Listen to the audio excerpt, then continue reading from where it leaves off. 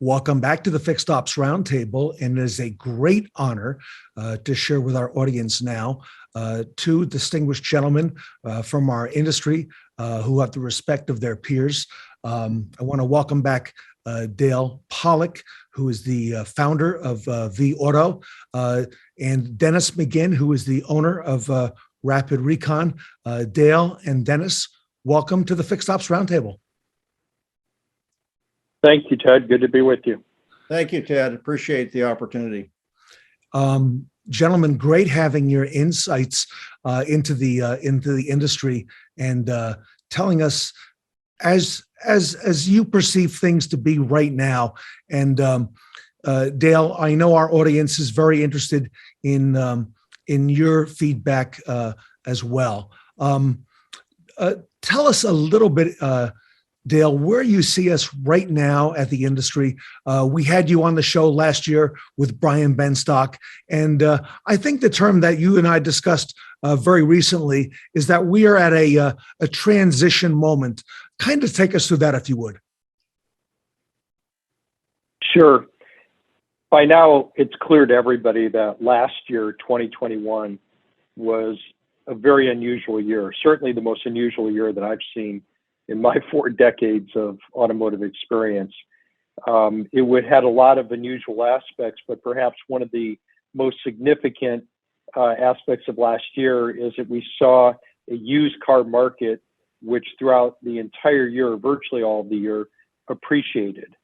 And that just doesn't happen. I mean, we know that automobiles are depreciating assets, and yet across virtually every sector of vehicle, every price class, vehicles last year appreciated.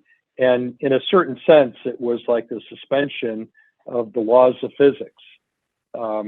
Dealers, in many cases, could do no wrong. Dealers could buy a car today, hang on to it for a very long time, and likely do even better than if they had sold it earlier.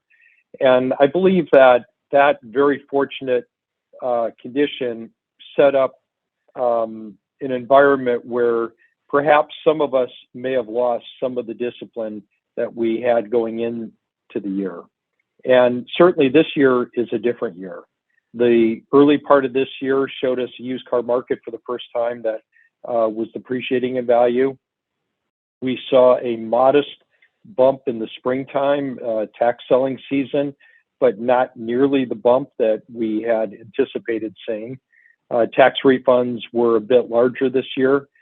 They were a bit delayed, and consequently, we thought that the spring selling season that we expected would come, but perhaps a little bit later. So here we are in the middle of May, and what we now know, with most all of the refunds having been issued, is that we did see a spring tax selling bump season, but it wasn't to the extent that we had seen in previous years. So it was last month, roughly the middle of April, when our Cox economists, seeing this trend, revised their 2022 annual forecast of used vehicle retail sales down approximately 500,000 units from 22.2 million to 21.1 million. And what we believe is likely to occur in the balance of this year is a seasonal depreciation trend that will likely be accelerated. We all know that we've seen and are told we'll continue to see rising interest rates, which create headwinds for automobile buyers. And we also understand that values, although we expect them to decline in the second half of this year, they're at such high levels that it's very hard for somebody who wants to upgrade their vehicle to a 1, 2, or 3-year-old used vehicle, new used vehicle, to find one because the supply of them is so short. And when you do find them, they likely have extraordinarily high miles. So somebody would have to, if they want to upgrade their used vehicle to a newer used vehicle, they're going to have to spend a lot more money, and they're going to get a vehicle perhaps that doesn't have too many fewer miles than the one they already have. And in that sort of a condition, it's reasonable for people to say, well, you know, I'll just keep my car. And in fact, that's what we're seeing them doing. We have evidence from a number of different sources that fixed operations, maintenance, repair is up all across the country. So it kind of all makes sense, but still there are many variables and unknowns. So at Cox Automotive, we literally monitor it on a daily basis and do our best to provide the industry updated forecasts as we see appropriate. Dale, going back to what you just mentioned about fixed operations, we're seeing that across the board as well. What do you foresee now going into the balance of 2022 for fixed ops service and parts? There's a lot of challenges that we didn't have in the past now, with shortages, not just on inventory, but on the parts as well in being able to work on a lot of these vehicles. Sure. I mean, shortage of parts due to supply chain constraints. And, as you and Dennis and most all of us know very well, the labor shortage, and particularly in the area of skilled technicians, is yet another challenge. So, for the most part, I think it's fair to say that service departments are backed up. And as service departments get backed up, all too often the internal department, specifically the used car department, all too often, unfortunately, goes to the back of the line. So we can also see time to the front line being depressed. And this is, where reconditioning systems like Dennis's and others, Rapid Recon and others, become very important because, kind of out of sight, out of mind. But if we can keep the initiative of getting vehicles ready for the front line front and center, it helps us prioritize them more appropriately. And Dale, this is Ted. You mentioned the discipline, and the disciplines. Talk to us a little bit on that reconditioning side, and then Dennis, then I'll come to you. Talk to us a little bit about the accountability and the accuracy, on the dealer side when making trade and other, buying decisions. What are some of your thoughts there? It's really frighteningly discouraging that we can see in the VAuto system that the number of, or I should say the frequency at which default reconditioning amounts are changed is frighteningly low. In other words, just to put a finer point on that, a dealer might say in their appraisal system that the standard Recon, let's just say, is $1,100. However, it is the responsibility of the appraiser to do an active, thorough assessment of the vehicle's condition and modify that default reconditioning amount as appropriate. And it's discouraging how infrequently that number is modified. So what does that say? That says that we're skipping really important steps. And whenever the actual reconditioning amount comes in that differs in any substantial way to the amount that was used to determine the appraised value of the vehicle, that comes at a cost. It either, if that number is too high, if it comes in higher, I should say, than the default that was not changed, then that's additional gross that should have been taken into consideration when the vehicle was purchased but was not. So it affects the front end gross. If the appraisal amount is substantially lower than the default amount, it likely means that we may have missed some opportunities to make some deals. So one aspect, and Dennis and I have talked about this through the years, one aspect that's really disturbing about the reconditioning and the appraisal, the acquisition process, is the fact that it seems that an accurate assessment of the vehicle's condition and repair needs is often overlooked or not taken as seriously as it should, and it definitely comes at a cost. But beyond that, it's what I referenced a moment ago. It's the all too often lackadaisical approach to getting those vehicles through the shop, and that's just another issue that comes at a cost. So reconditioning continues to be a great area of opportunity for improvement for dealers, and I would suggest that as this year goes on and business is not quite as robust as what we hoped for or had seen last year, every penny counts. And reconditioning is certainly a great area for dealers to find opportunity for improvement. Dennis, can you speak to that? Oh, yeah, probably too long. But anyway, I have talked with Dale over the years, and he always has some great insights, and he's always a step ahead of everybody else. So I appreciate even being in this conversation with you guys. But yeah, it's so true. We see those attempts at estimating what the reconditioning costs will be, and they're usually plugs basically, and so there's a lot to be gained there. I totally agree with Dale on that too. I mean, those people should be able to find out how their decision impacted the gross profit, or they decide to wholesale a car or not. I mean, and that doesn't happen. I'm working on some ideas there. I know Dale probably is too, but I think it's really important. And I totally agree with him. This is a big opportunity for the industry. And yeah, it's probably gotten a little lax because people were, could do no wrong last year. And so the idea of margin compression, which again is, another term I heard Dale use a lot, it has been kind of out of sight, out of mind. But I think it's going to be back. So that a comment on that.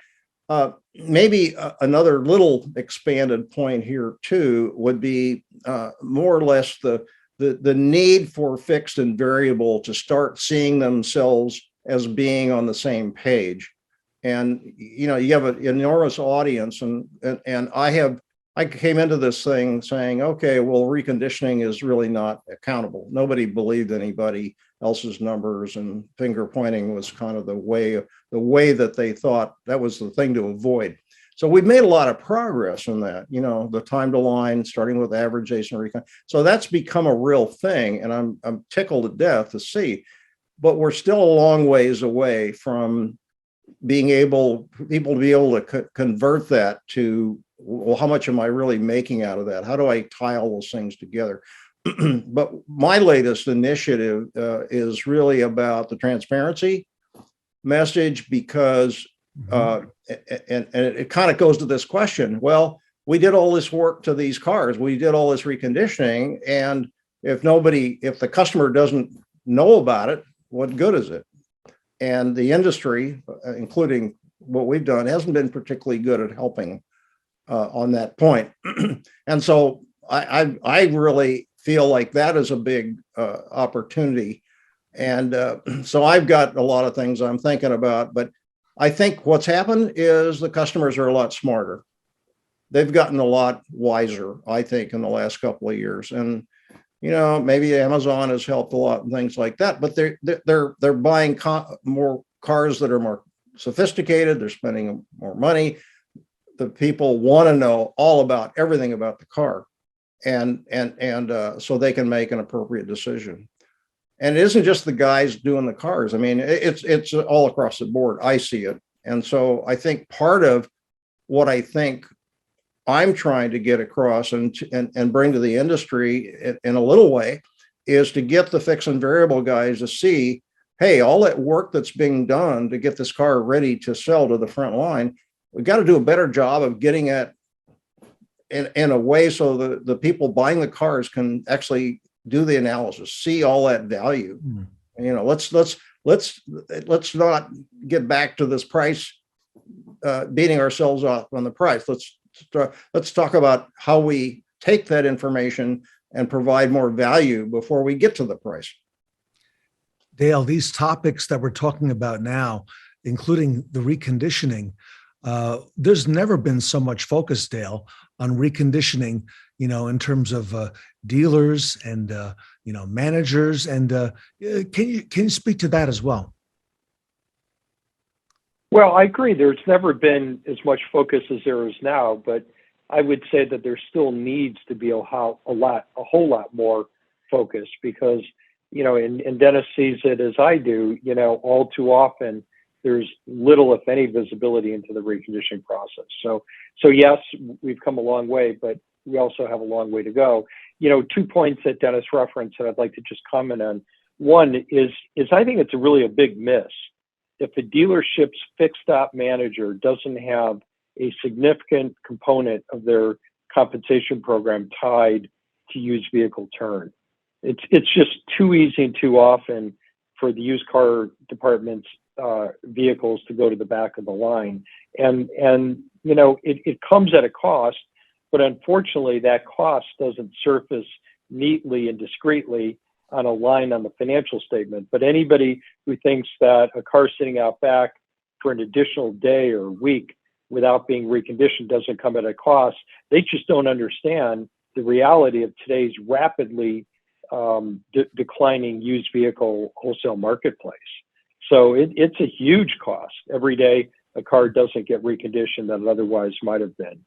So tying that used car managers, or excuse me, that fixed op managers compensation to the used vehicle department's performance, and perhaps most specifically to the turn, I think is just a big miss. And then the second thing that Dennis commented on that I'll just elaborate, you know, I work in the data world, and I think all good data people have an understanding that if you're going to go to effort to collect data, you never throw it away. Even if you don't think that it has any value today, you don't know that it won't have some value tomorrow. So if I just sort of take that principle of data management to used cars, it is absolutely a shame that, as Dennis said, we recondition these cars, we put work and money and love and care into their reconditioning process, into the reconditioning, and we fail to communicate that to the shopper, you know, when we go to sell the car, and that's just a huge miss. So I agree with Dennis wholeheartedly that transparency, putting out, you know, front with pride, all the work that we've done to the vehicle doesn't diminish the vehicle and only enhances its value, and also differentiates it from a lot of other vehicles that otherwise would appear to be very similar. Dennis, I see that you're smiling, and yeah, thank you, Dale. This is, I think, let me just make one example here, okay, which is, and I've seen a lot of new things since we've learned more about packet technology and things like that, and what the customers are looking at. I mean, heat maps and things like that about what's important to them. And I'm thinking, well, why shouldn't the lead technicians and their people see these heat maps? That what are the customers looking at? That, you know, if brakes and tires and safety and other things are that important, let's let it be visible on both ends. And maybe that'll help us get kind of these two entities together who have been at war a lot, right? You know, it's, where are my cars? We took trades last week. Why aren't they on the front line? That whole thing. And you know, all the argument of what rates are we going to charge? You know, and my feeling is they're in the same business. They don't quite see it that way yet, but I think part of our role is to help them bridge this gap between fixed and variable. And I think that's a big deal. Dale? Yeah, couldn't agree more, Ted. And your comments on the pay plan, I think, really hit home, you know, for that fixed ops director. And Dennis, not only is there that increased focus on reconditioning, but in fixed ops overall, especially now, these last couple of years with the volatile swings, you know, in the market on the variable side as well. Dennis, kind of take us through, if you don't mind. If I'm a dealer or a general manager, and I'm concerned with keeping my team executing, okay, for the success that we've enjoyed, you know, especially in the last year, you know, Dennis, what would you advise? And, you know, maybe what are some of the ways that you could help us? Okay. So this transparency idea, you know, people use that word, but it doesn't mean anything a lot. In the context I'm using it means exactly, what did we do? What did we invest in this? And how do we get that in front of the customers that are making a decision? How do we take that value and put it out there? And I think it's going to take the general managers and the group people to say, hey guys, I'm looking at that. I mean, we'll give them the data, but they have to kind of encourage their organization. I mean, the transparency thing, if I were a GM, I'd say, hey, that's going to be part of my culture. I'm going to have this transparency. It's got to start at one end and it's got to work all the way across. And so that's just my thought there. my transparency thoughts are all the way across. It's the people and the culture, but it is also what we do that builds value that needs to get it to the customer's decision early, up front. Dale, can you imagine that? We're talking about transparency here in the car business and in fixed operations. Dale, I never would have imagined that to be a topic even just a couple of years ago. It's interesting. You're right. Transparency was not forefront in the car business for many years, but, to the credit of the industry and dealers, I think it's becoming understood that being transparent with consumers is what they need and what they want and what they demand. So I think it's interesting that, I'm personally involved in a lot of conversations about transparency on the retail sales side, but it is true on the fixed operation side. Transparency is every bit as important, and maybe arguably more. Maybe the black box, the repair, is even more mysterious to the consumer today than the sales process. One other point I want to bring up, and I would appreciate both of your perspectives on this. Another very unfortunate paradigm of reconditioning, and to a certain extent, I understand this. I mean, dealers want to keep all the work they can in the shop, and I agree with it. I mean, keep all the work you can in the shop, but to a point. And if and when the shop cannot get to the reconditioning work on a timely basis, sublet it, because what you're literally doing is you're tripping over dollars to make nickels. The used car market value of a vehicle declines every single day, and these days, unfortunately, at an accelerated rate. So it is a vestige of old thinking of the past to say that absolutely nothing should be outsourced. And today, although I agree that you want to keep everything you can, please don't keep it in the shop at the expense of delay for getting vehicles ready to the front line, because I would submit that the cost of that is greater than most dealers recognize. Excellent point. Gentlemen, last question for today, a lightning round, if you will. If you'd both sum it up in about a minute. Dennis, I'll come to you first and then Dale.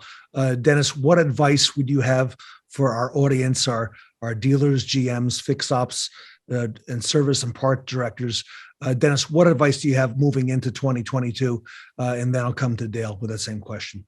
Yeah, so I think, in spite of everything that's going on out there, this is still a very exciting business, and it's in a very exciting time, and it's an opportunity for growth, both in terms of the fact that customers want more, they're spending more, they're smarter. How do we take advantage of that? And it'll go all the way around. What goes around comes around. So, if you do it right on the front end, you build trust, you build value, they'll be back on the service drive. You'll kind of get what you put out there. So my advice is, this transparency thing is not just a word. I think it's something, if I were a GM or a group, or I would say, how do we get that in the culture? How do we build that across? We can provide the data to help them do that. And so that's my 2 cents. Love it. And Dale? Yeah, as I alluded to earlier, one of the greatest concerns I have for dealers is the fact that we've come off such a great time. And let's celebrate the fact that the last 2 years have been really wonderful, and in many respects, very easy to do well. This year, I think, is shaping up to be a pretty good year, but it's not as easy of a year as last year was. And I think consequently, now is the time for us to recommit ourselves to discipline, to process, to systems, to methods, and to accountability. Love it. Great advice from 2 industry leaders, Dale Pollak, the founder of VAuto, and Dennis McGinn, the owner of Rapid Recon. Gentlemen, on behalf of the Fixed Ops community and the Fixed Ops Roundtable, I want to thank you so much for your time here today. Thank you. Thanks, Ted. Ted. Really appreciate being able to participate here. Dale Pollak and Dennis McGinn here today at the Fixed Ops Roundtable. Thank you, Aaron.